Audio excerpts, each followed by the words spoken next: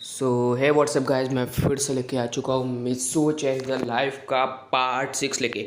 जानता हूँ गाइज मैं थोड़ा लेट हूँ, लेकिन कोई बात नहीं, आखिरकार लेके तो आ गया। और गाइज पर मैन चूज टू गर्ल वाले जो मतलब कि स्टोरी चल रही है ना, उसके अंदर मुझे पावरफुल कैरेक्टर का नाम सजेस्ट कीजिए। बट गाइज वो नाम इंडियन नहीं होने चाहिए, कुछ क्लासिकली ऐसे कुछ नाम होने चाहिए। वैसे मतलब कि सॉलिड नाम होने चाहिए गाइस, क्योंकि आप इंडियन नाम रखोगे तो मैं कोई किसी का भी नाम रख सकता हूँ। अगर आपको इंडियन नाम रख मतलब कि नेम रखना है ना, कुछ ऐसा नाम रखिए कि जैसे कि मानो कि वो एक सोल्जर हो। सो गाइस वीडियो को ज़्यादा बकवास ना करते हुए स्टार्ट करते हैं। Everybody get your fucking hands up.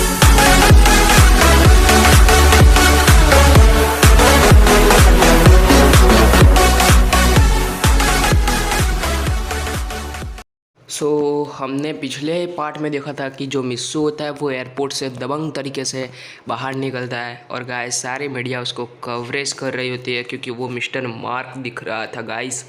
और गाइस मिस्सू की पूरी शक्ल बदल जाती है, क्योंकि यार गाइस कोई भी पहचान नहीं पाता है कि वो मित्सुओ है, इस वजह से गाइस। वीडियो को कंटिन्यू करते हैं। जो मित्सुओ बाहर आता है एयरपोर्ट से, उसके बाद जो मतलब कि मिची को होती है ना, वो कहती है कि पता नहीं परमैन कब आएगा, परमैन कब आएगा, परमैन कब आएगा। मिची को अपनी मतलब कि सस्ती वाली कार लेके आई होती है गाइस परमैन को पिकअप करने के लिए, क्योंकि उसे लग रहा था कि परमैन उसके साथ जाएगा, इस वजह से गाइस।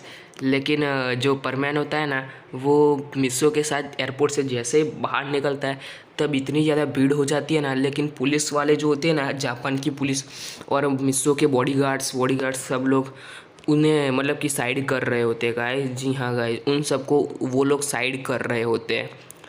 और गाइस मिची को जो होती है ना, वो परमैन को 2-3 बार आवाज़ लगाती है, परमैन सुन लेता है उसकी मतलब की आवाज़।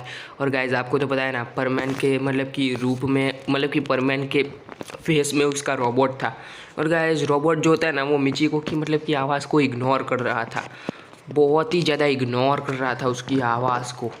और जो परमैन होता है ना, वो मिस्सो के साथ उसकी कार में बैठ के चला जाता है। पाको की रोबोट वो भी उस कार में बैठ के चले जाते हैं। और गाइस जो मिस्सो का रोबोट होता है वो कहता है कि वैसे मिस्सू तुम मतलब कि वो मिची को मतलब कि बहुत बार मुझे आवाज़ दे रही थी, लेकिन मैंने उसकी आवाज़ को इग्नोर किया।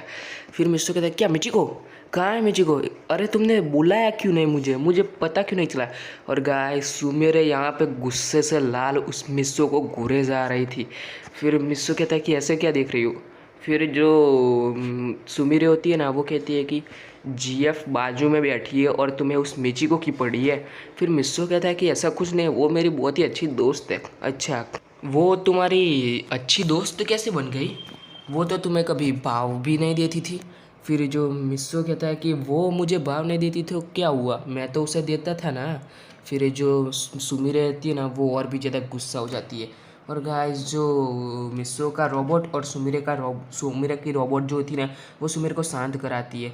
और गाइस जो मिस्सो होता है ना, वो कहता है कि सॉरी सॉरी। फिर मिस्सो का रोबोट कहता है कि तू क्यों सुमीरे को गुस्सा दिला रहा है, अगर उसे गुस्सा आ गया ना तो वो पूरी कार में मतलब कि उथल पुथल कर देगी, तेरे को मार के, तेरे को मारने के चक्कर में पूरी कार उथल पुथल कर देगी। फिर जो मिस्सो होता है वो कहता है कि हाँ सॉरी सॉरी, मैं तो सिर्फ मजाक कर रहा था। फिर जो रोबोट होता है वो कहता है कि अच्छा ठीक है चल। फिर सुमिरे जो होती है ना, वो कहती है कि मुझे जापान में कुछ काम है, वो निपटा के मैं तुम्हारे घर आ जाऊंगी, ठीक है। फिर मिस्सू कहता है कि अच्छा ठीक है, मुझे तब तक अपने मॉम डैड से मिल लेता हूँ। और गाइस सुमेरे उसकी रोबोट को ऑफ करके वो उसके काम पे चली जाती है, क्योंकि उसको कुछ काम था गाइस जापान में, क्योंकि उसे उसके मैनेजर से मिलना था गाइस, क्योंकि वो बहुत दिनों से अपने मैनेजर से मिली नहीं थी, जब से उसने मतलब कि वो छोड़ दिया था ना गाइस, एक्टिंग सब कुछ। इस वजह से उसकी मैनेजर चली गई थी, इस वजह से उसे उसकी मैनेजर से मिलना था गाइस। और हम नेक्स्ट सीन में देखते हैं कि जो मित्सो होता है ना, वो अपने रोबोट को बंद कर देता है और सीधा जो होता है ना मित्सो अपने घर पे चला जाता है और अपने ड्राइवर्स और बॉडीगार्ड को कहता है कि तुम लोग चले जाओ। लेकिन उसके बॉडीगार्ड मानने को तैयार नहीं थे, कहते हैं कि सर हमें आपकी सेफ्टी की ज़रूरत है। फिर जो मिस्सो होता है वो कहता है कि नहीं, मुझे अकेले ही घर में जाना होगा। फिर जो बॉडीगार्ड होते हैं वो कहते हैं कि अच्छा ठीक है, लेकिन हम बाहर रुक सकते हैं। फिर जो मिस्सो होता है वो कहता है कि अच्छा ठीक है। और गाइस जो मिस्सो होता है ना, वो घर के अंदर जाता है। जी हाँ गाइस, और पहले घर का दरवाज़ा खटखटाता है और घर का दरवाज़ा जैसे उसकी बहन गांगो खोलती है तो मिस्सो मतलब कि उसे देख के उसके आंखों में से आंसू आ जाते, क्योंकि कितने दिनों के बाद वो अपनी बहन से मिल रहा था और उसकी बहन बहुत ज़्यादा बड़ी हो चुकी थी। फिर जो उसकी बहन होती है वो कहते हैं कि मिस्टर मार्क आप यहाँ पे, मुझे यकीन नहीं हो रहा है। गाइस वो मिस्सो को पहचान नहीं पाती है। गाइस वो कहते हैं कि मिस्टर मार्क मुझे यकीन नहीं हो रहा कि आप यहाँ पे हैं। और गाइस वो मिस्सो के हाथ को टच करती है और गाइस उसे जब फीलिंग आती है ना, मिस्सो के हाथ को टच करती है और कहती है कि आप तो सच में मिस्टर मार्क ही हो ना। फिर जो मिस्टर मार्क होता है वो कहता है कि हाँ मैं मिस्टर मार्क हूँ, लेकिन क्या मैं अंदर आ सकता हूँ। फिर जो होता है ना, मतलब कि गांको होती है ना, वो कहते हैं कि हाँ आप अंदर आ सकते हो। और गाइस जो मिस्सू होता है ना वो अंदर जाता है और गांको दरवाज़ा बंद कर देती है। मिस्सू अपने जूते निकाल के घर के अंदर आता है और गाइस जो गांको होती है ना वो उसकी मॉम को आवाज़ लगा रही थी और कहती है कि मॉम देखिए हमें मिलने कौन आया है, मॉम देखिए हमें मिलने कौन आया है। फिर जो मिस्सू की मॉम होती है वो कहती है कि बताओ कौन आया है। फिर जो गांको होती है वो कहती है कि आप खुद ही देख लीजिए। फिर जो उसकी मॉम बाहर आती है और वो कहती है कि ये कौन है। फिर जो गांको होती है वो कहती है कि मॉम आप इसे नहीं पहचानती, ये बहुत ही बड़ा सुपरस्टार मिस्टर मार्क है, पता नहीं ये हमारे घर पे क्यों आया है। फिर जो उसकी मॉम होती है वो कहती है क्या सच में, तो इसे अंदर लेके आओ। और गाइस मिस्सू घर के अंदर जाता है गाइस, और उसकी मॉम कहती है कि आपकी शक्ल मेरे बेटे मित्सुओ से मिलती है। फिर जो मित्सुओ होता है वो कहता है कि मेरी शक्ल मित्सुओ से मिलती नहीं है, मैं मित्सुओ ही हूँ। फिर जो उसकी मॉम होती है वो तो बहुत ज़्यादा चौंक जाती है और उसकी बहन गांग को भी बहुत ही ज़्यादा चौंक जाती है। और फिर गाइस मित्सुओ कहता है कि हाँ मॉम मैं मित्सुओ ही हूँ। आप सोचिए मैं इतना बड़ा सुपरस्टार होके इस घर में क्यों आयागा, आप यही सोच लीजिए, मैं आपका बेटा मित्सुओ ही हूँ। और गाइस फिर मित्सुओ कहता है कि असल में हुआ क्या था, और ऐसा कह के वो सारी बात समझा देता है उसकी मॉम को। जी हाँ गाइस सारी की सारी बात बता देता है उसकी मॉम को कि क्या से क्या हुआ था, कैसे उसकी याददाश्त चली गई थी और कैसे वो अमेरिका में चला गया था और कितना बड़ा सुपरस्टार बना। फिर उसकी मॉम कहती है कि क्या तुम मेरे बेटे मिस्सू हो। और गाइस वो मिस्सू के गाल को टच करती है और गाइस उसे फील होता है उसकी मॉम को कि सच में ये उसका बेटा मित्सुओ ही है। और गाइस वो मित्सुओ को हक कर लेती है और कहती है कि मित्सुओ मैंने तुम्हें बहुत मिस किया, मैंने तुम्हें बहुत मिस किया। फिर मित्सुओ कहता है कि हाँ मॉम मुझे भी जब आपके बारे में पता चला तब मैं बिल्कुल भी एक मतलब कि एक मिनट तक मैं अमेरिका में नहीं रहा और तुरंत आपसे मिलने जापान चला आया।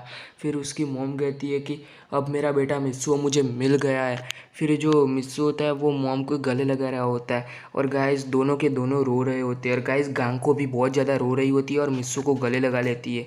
और गाइस जो मित्सुओ की मॉम होती है ना वो मित्सुओ को छोड़ ही नहीं रही होती, क्योंकि यार माँ बेटे का प्यार तो आप सब लोग जानते ही हो ना यार, कितने दिनों के बाद उसका बेटा मिला है। सो फिर उसकी मॉम का ऐसा बर्ताव तो जायज़ है गाइस। सो फिर गाइस पूरी मतलब कि स्टोरी ख़त्म हो जाती है और गाइस जो मित्सु मतलब कि उसकी मॉम होती है ना वो उसके डैड को बुलाती है गाइस।